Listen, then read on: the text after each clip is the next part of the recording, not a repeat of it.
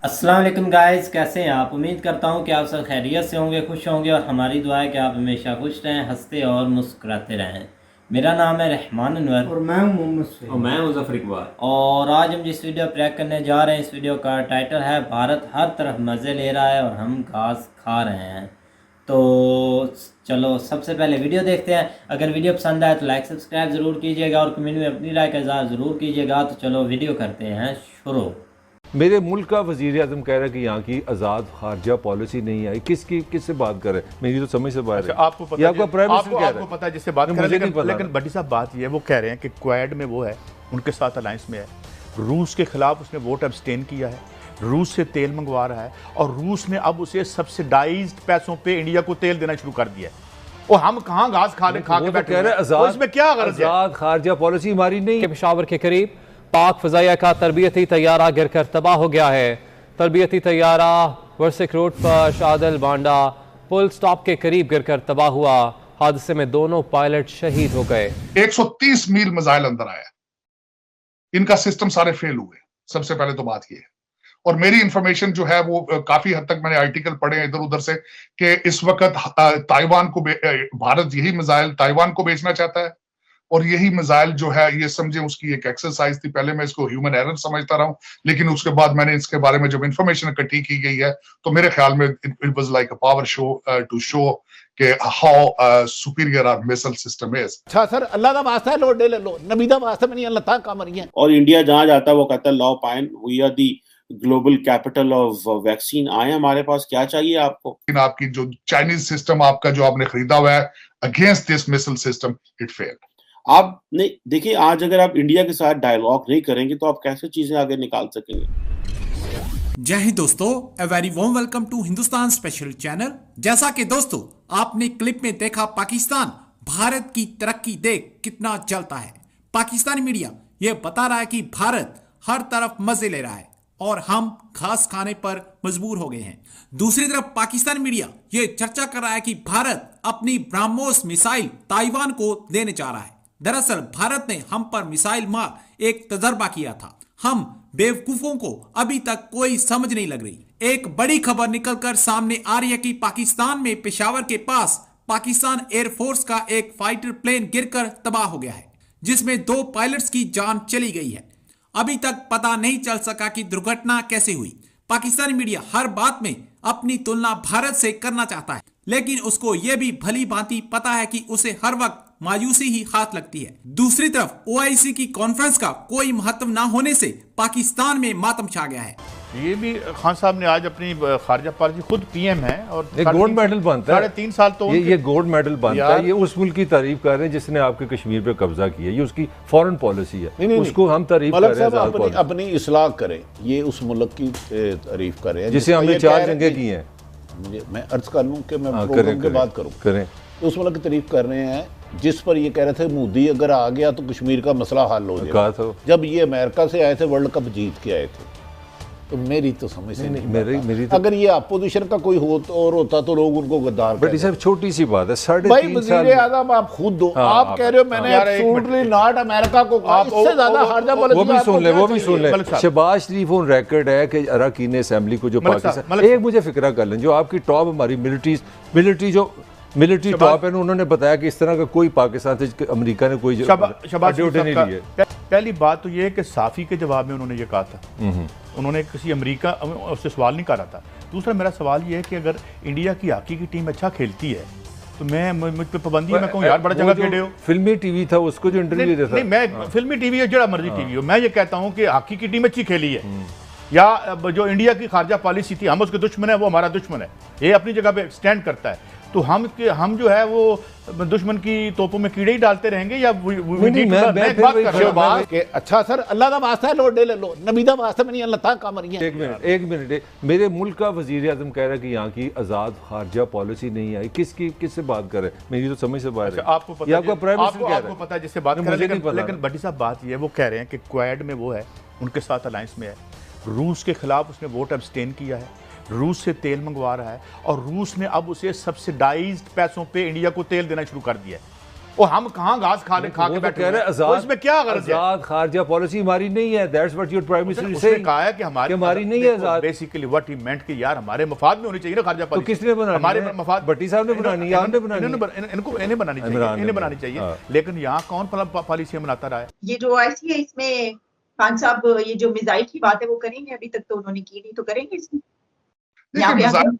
Missile के बारे में मैंने जो खासकर जो मैंने पढ़ा है, मिसाइल के बारे में इनके पास कुछ भी नहीं है, उसकी वजह फ्लेवर है। 130 मील मिसाइल अंदर आया, इनका सिस्टम सारे फेल हुए। सबसे पहले तो बात ये है। और मेरी इंफॉर्मेशन जो है वो काफी हद तक मैंने आर्टिकल पढ़े हैं इधर उधर से कि इस वक्त ताइवान को भारत यही मिसाइल ताइवान को बेचना चाहता है।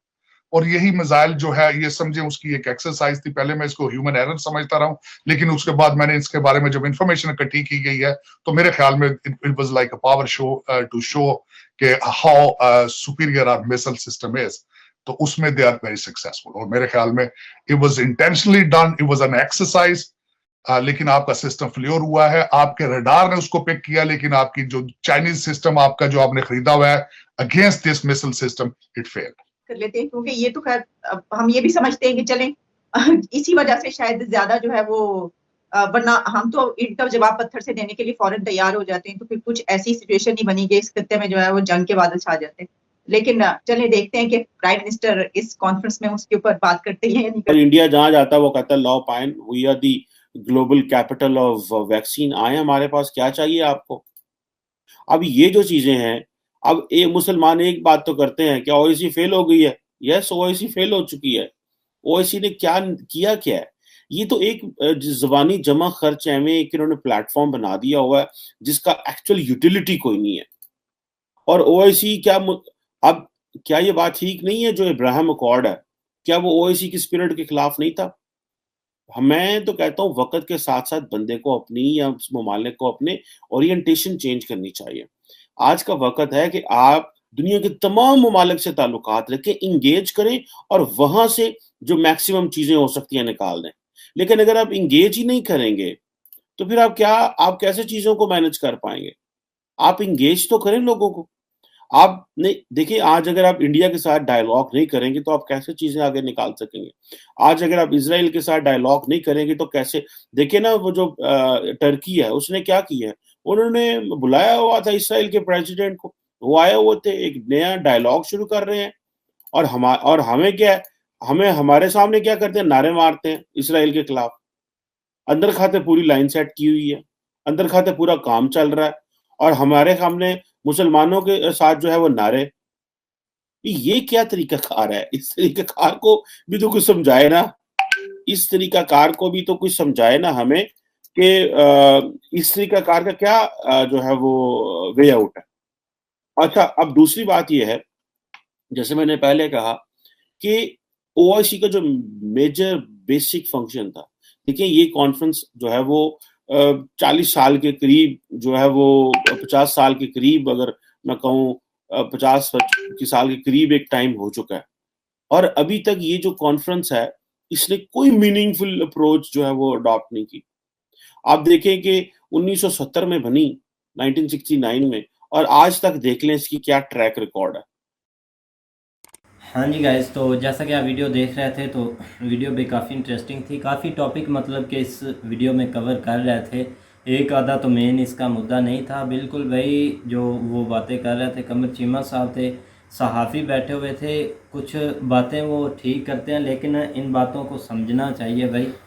खारजा पॉलिसी की बात कर रहे हैं। हाँ, खारजा पॉलिसी कितनी आज़ाद है और हमारी क्या तक है और उनकी कहाँ तक। हाँ, इतनी एक आज़ाद है कि भाई इमरान खान साहब भी भाई तारीफ़ करने लगे थे उनकी।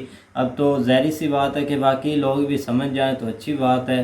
खारजा पॉलिसी हमने भी देखी, उनकी बहुत अच्छी है, वाकई तारीफ़ करने के काबिल है। जो चीज़ भाई तारीफ़ करने के काबिल हो उसकी करनी चाहिए भाई। काम में टांग नहीं ना अड़ाते, जिस तरह हम बड़े शौक से हर चीज़ में जाके कूद जाते हैं। हाँ, ये फर्क होता है ना। बिल्कुल भाई, इन्होंने समझा होता है कि हम तो यहाँ के नवाब हैं, चौधरी हैं पूरी दुनिया के जहाँ दिल किया वहाँ चले गए, जो दिल किया वो कर ले। और इन चीज़ों को समझना चाहिए भाई। हमने कहाँ चुदराहट दिखाई है? आप कैसे बोल सकते हैं कि हम चौधरी हैं?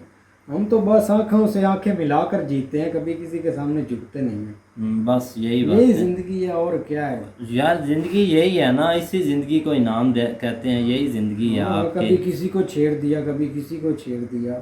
हाँ, रौनक काफी लगी हुई है। हाँ, रौनक पे ही रहना भाई, अपने मुल्क को जहाँ जाता है पहाड़ में जाता है। लेकिन आपको जाए लगता है कि ये घास खाते हैं, वो जो मतलब कि भाई ये वो घास खाने वाली बात है। कौन सी घास खाने वाली बात?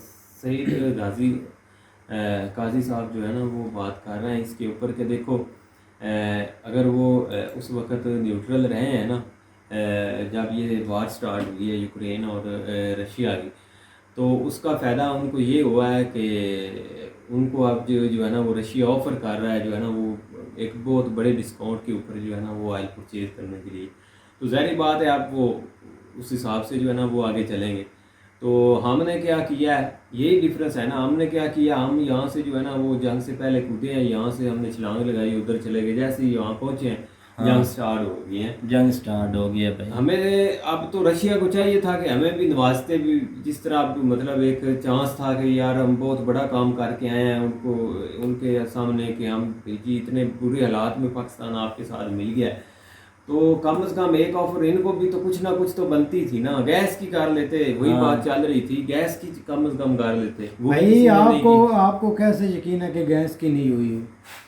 हमें कोई आसार नजर नहीं आया। नजर भी तो आए ना, ठीक है। एक मेरी बात सुनो ना, एक विजिट होता है वो चलो टेम्परेरी जो है ना वो करंटली सिचुएशन पे उसके ऊपर कोई बात नहीं होती किसी रीजंस की वजह से, तो कम से कम 15 दिन बाद, 20 दिन बाद, 1 महीने बाद कुछ ना कुछ चीज़ तो जो है ना वो ओपन होनी चाहिए कि भाई ये हम करके आए हैं। यार जिसने विजिट किया उसने आपको बता दिया कि गैस पर भी बात हुई है, हमारा बातचीत हुई है, लेकिन अब उनको अपनी पड़ी हुई है, अभी वो तो कुछ हल कर लें, इधर भी आ जाएंगे, गैस भी आपको मिल जाएगा।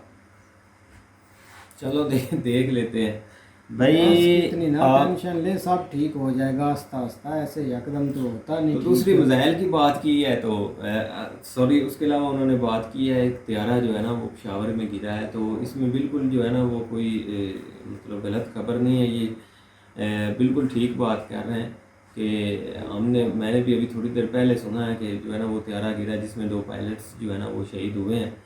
तो ये मुझे लगता है कि कुछ तरबियती जिस तरह वो चल रहा है जो है ना वो कल ही है ना। हाँ कल ही है भाई, कल है, परेड है, तो शायद उसके लिए कोई हाँ बिल्कुल भाई आप बात कर तो उसके लिए कोई तैयारी शायरी कर रहे थे, तो वो पता नहीं फिर पेशावर कैसे पहुंचे, शायद उसके जो है ना वो उस तरफ हो गया होगा रुख, वो अनकंट्रोल हो गया होगा पायलट से। तो बस ये टेक्निकल जो है ना वो मसले मसाइल आ जाते हैं जिसकी वजह से हादसे हो जाते हैं। तो यही अगर उधर इंडिया की तरफ गिरा होता तो यहाँ पे जो है ना वो धूम मची होनी थी। हाँ मेन यही बात है ना, यही बता रहे हैं, इसीलिए वो कवर कर रहे हैं इस चीज़ को कि वहाँ पर गिरा है और पता भी नहीं इस चीज़ का। मेरे गिरा उधर भी गिरा तो इधर कोई धूम नहीं मचती, इधर भी जो जितना उनको दुख होता है इधर भी सबको दुख होता है। हमारे DGSPR ट्वीट भी करते हैं, हमें भी आप अफसोस हुआ ऐसे वाक़ा हो। नहीं मैं वैसे बात कर रहा हूँ ना कि अब ये हो जाते हैं हादसा, जिस तरह हादसा के ऊपर जो है ना वो बातें की जाती है कि ये वो फलाना उनका ये पायलट इस तरह के हैं, उनका जो है ना वो चीज़ें इस तरह की हैं, तो ये लिहाजा जो है ना उसके ऊपर बजाय तनकीद की इस चीज़ को एक्सेप्ट करना चाहिए कि ये एक टेक्निकल इश्यूज आ जाते हैं, वो एक गाड़ी चलता है एक सिस्टम है उसके ऊपर किसी वक्त भी कुछ हो सकता है। बिल्कुल, लेकिन देखा जाए तो इस मंथ बहुत इंसिडेंट हो रहे हैं इस पर, मतलब कि एरोप्लेन पर। हाँ हुए हैं, वो जो आप चाइना का भी हुआ है वही आप बात कर रहे हैं, उसके बाद इंसिडेंट ज़्यादा तो नहीं हुए, मिसाइल का ही हुए हैं भाई 1-2 जो इंडिया का यहाँ पर आया है, और हमारा जो परसों चौथ वो गिरा था उस वक्त 17-18 तारीख को भाई। वो इंडियन की बात करें तो वो जिस तरह कमर चीमा साहब, वो दूसरे क्या नाम है इंडिया का, वो बात कर रहे हैं तारड़ साहब कि मैंने सारी तहकीक की है, मुझे जहाँ तक मुझे पता चला कि ये एक टेस्ट बेस था, इसकी टेस्ट करनी थी क्योंकि आगे उनकी जिस तरह वो डील चल रही है, उन्होंने उधर ताइवान को सेल करने हैं या मुझे लगता है बड़ा उसको फिलिपाइन के साथ ताइवान फिलिपाइन के साथ तो हो गया ना, अब ताइवान को भेज देने वाले हैं, उनके साथ उनकी डील टेस्ट करके उनको दिखा दे कि ये देख लो यहाँ तक जो है ना वो जा सकता है। हाँ, चाइना का भी अगला टारगेट रशिया के बाद ताइवान ही है, फिर देखते हैं कि ब्रह्मोस बचाता है कि नहीं ताइवान को। चाइना, हाँ चाइना भी उनके पीछे लगा हुआ है, चाइना को कुछ अब ज़रूरत है ना इन चीज़ों की। चलो भाई मज़ीद अब देखते हैं, हम तो अब देख ही सकते हैं क्योंकि हमारी उम्मीदें अभी 28 तारीख पर अटकी हुई हैं कि उस वक़्त क्या होता है। हर कोई भाई उसके पीछे लगा हुआ है, तरीक़े एतमाद के पीछे, और दिन रात बस यही बातें चल रही हैं, तरीक़े एतमाद। मज़ीद अब देखते हैं, तो उम्मीद करते हैं कि गाइज़ आपको वीडियो पसंद आएगी। अगर पसंद आए तो लाइक सब्सक्राइब ज़रूर कीजिएगा और कमेंट में अपनी राय का इज़हार ज़रूर कीजिएगा। अल्लाह हाफिज़।